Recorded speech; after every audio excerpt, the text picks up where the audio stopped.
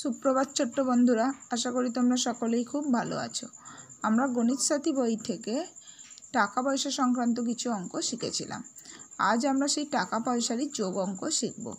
তোমরা তোমাদের গণিত সাথী বইয়ের 102 নম্বর পৃষ্ঠায় চলে আসো।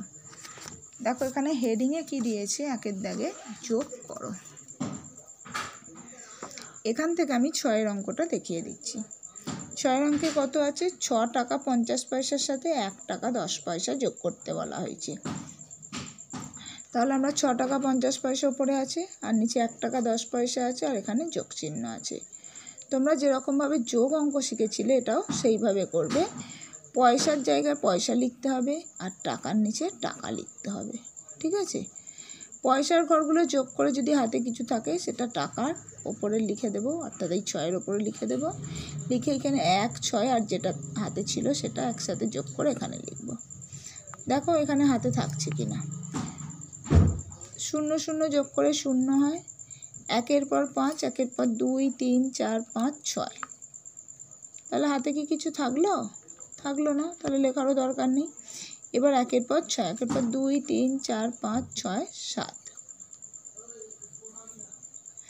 এখানে টাকার নিচে আমি কি বললাম? টাকা লিখতে হবে। আর এখানে পয়সার নিচে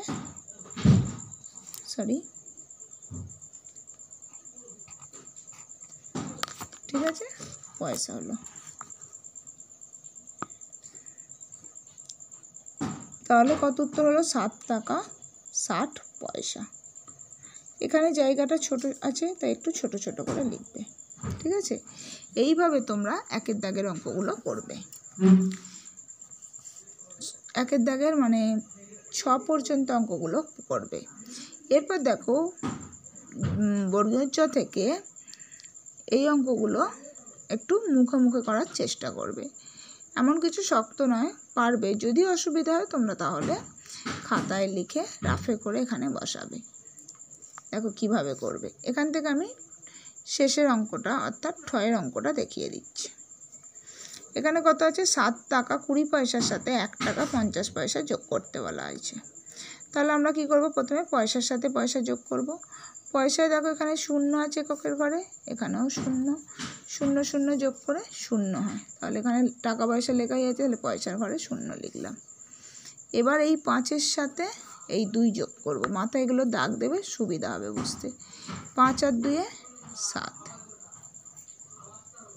হলো, হাতে কিছু নেই। এবার টাকার সাথে টাকা যোগ করব।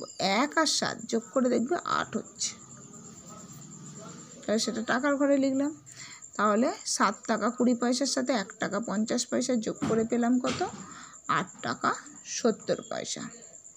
যদি তোমাদের এই অঙ্কগুলো মানে মুখে মুখে করতে অসুবিধা হয় সেগুলো তাহলে খাতায় লিখে নিয়ে করে ওপর নিচে লিখেও করতে পারো, বা খাতায় রাফে করেও এখানে আনসার লিখতে পারো। তোমাদের যেটা সুবিধা হবে করবে। ঠিক আছে? এইভাবে তোমাদের অঙ্কগুলো করতে হবে। যদি কিছু অসুবিধা হয় তোমরা ক্লাসে ম্যামের থেকে জেনে নিও। সকলে ভালো থেকো, বাই।